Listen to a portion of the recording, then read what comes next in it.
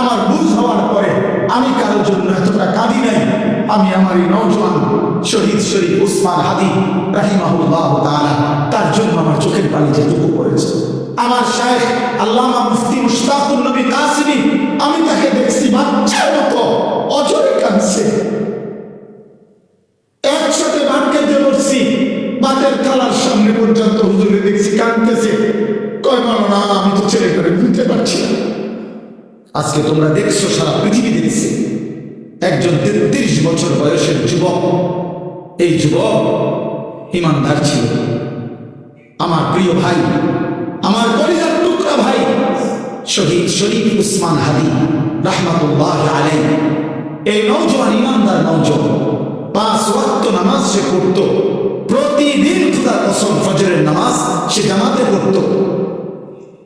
ফজরের জন্য বন্ধুদেরকে ডাকতো।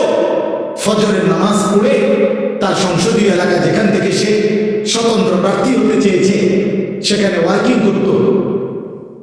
যেদিন গুলিবিদ্ধ হয়েছে সেদিন তো সে জুমার নামাজ পড়ে আল্লাহকে সেজদা দিয়ে মসজিদ থেকে বাইরে দিয়েছে। এর কিছুক্ষণের মধ্যেই সে গুলিবিদ্ধ হয়েছে। সে হাফেজে কোরআন ছিল, তার বাবা আলেম ছিলেন, তার বড় ভাই আলেম, সে মাদ্রাসার ছাত্র ছিল, সে আল্লাহকে ভালোবাসত, পাক্কা ইমানদার ছিল। তার হৃদয়ের সবটাই দেশপ্রেম, মাতৃভূমির 1 ইঞ্চি জমিন, মাতৃভূমির 1 ইঞ্চি জমিনের আজাদি, স্বাধীনতা, সার্বভৌমত্ব সে দিন থেকে চেয়েছিল।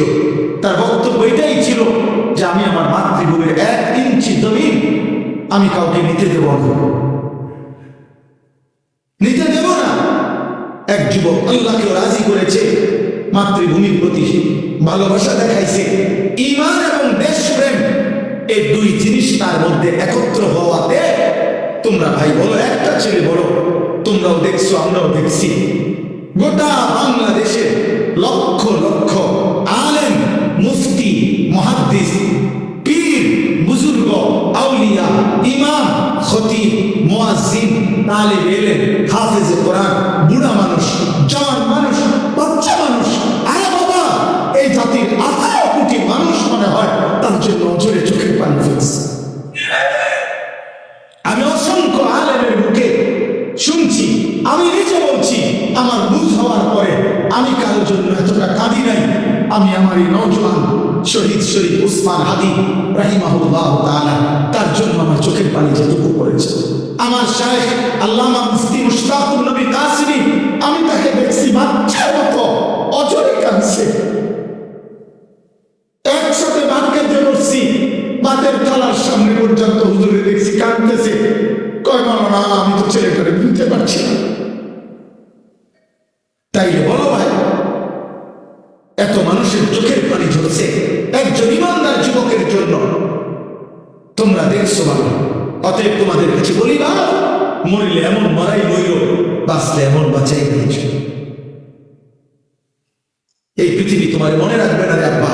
এই নারী, ছবি, মোবাইল, অস্থির দৃশ্য, জিনা, ব্যভিচার, মদ, জুয়া, বন্ধুদের অসৎ আড্ডা, রাত্র দিন মোবাইলের আসক্তি, আর 1 ওয়াক্ত নামাজের সেজদা নাই।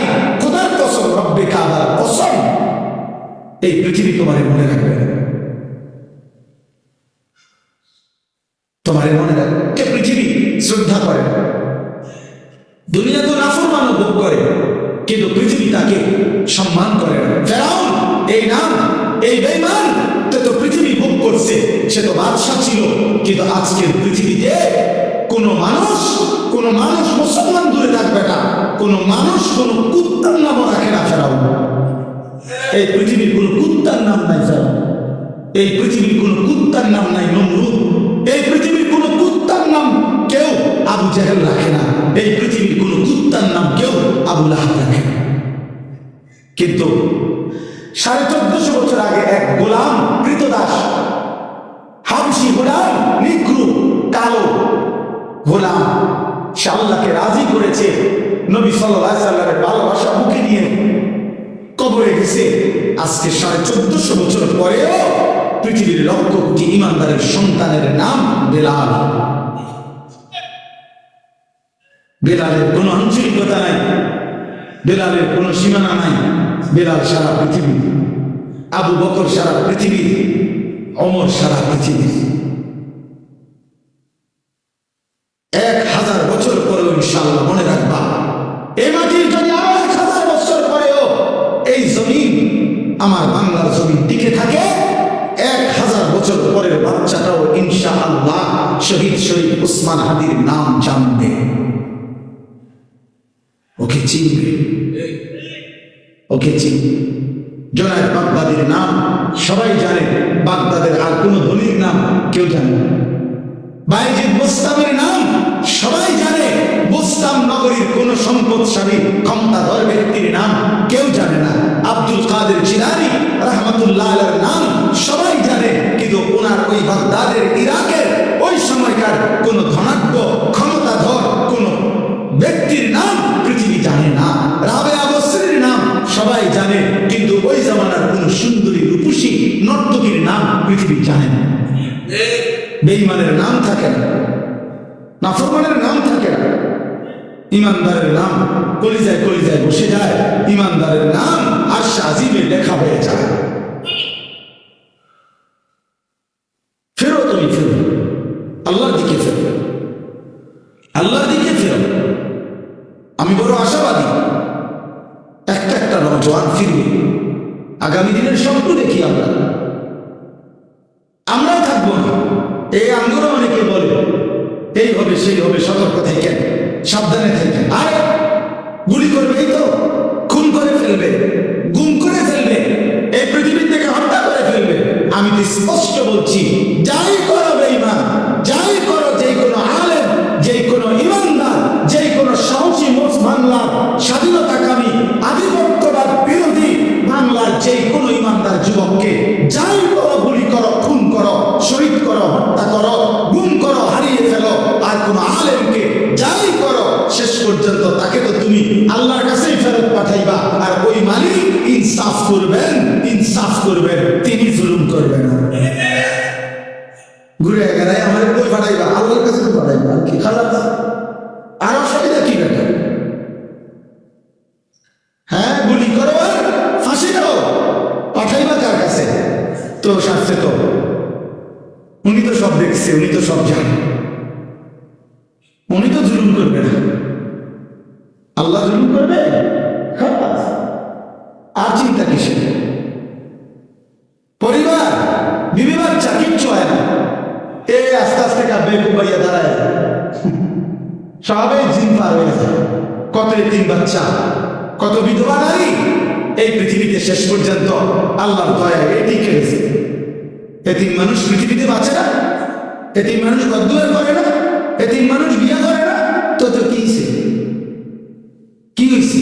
শহীদ শরীফ ওসমান হাদির ছেলে 8 বছরের মাসুম বাচ্চা মরবে না।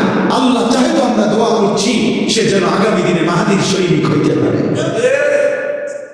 তার হাতে আজাদির ইতিহাস যেন রচিত। এজন্য তোমরা কিশোর, তোমরা যুবক, তোমরা শপথ নাও, শপথ নাও, একটা গুলি জানো, একটা গুলি, একটা বুলেট তোমাদের লক্ষ কোটি যুবকের ইমান যেন দুর্বল না করে। তোমরা মাটির আজাদি, মাতৃভূমির আজাদি বলে যাও আধিপত্যবাদের দোসরদেরকে, তোদের সংখ্যা বেঈমান বেশি হইতে পারে, কিন্তু আমার মাটিতে ইমান বেশি।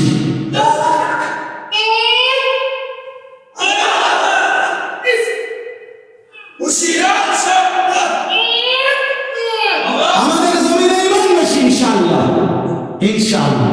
আমরা খুন দেব, আজাদি দেব না। 1 ইঞ্চি মাতৃভূমির জমিন কেউ নিতে পারবে না ইনশাআল্লাহ। যে পরিমাণ যুবক দরকার রবের ইশারায়, তুমি জানবাও না, ইমানদার যুবক ঠিকই আছে, ছিল, থাকবো ইনশাআল্লাহ।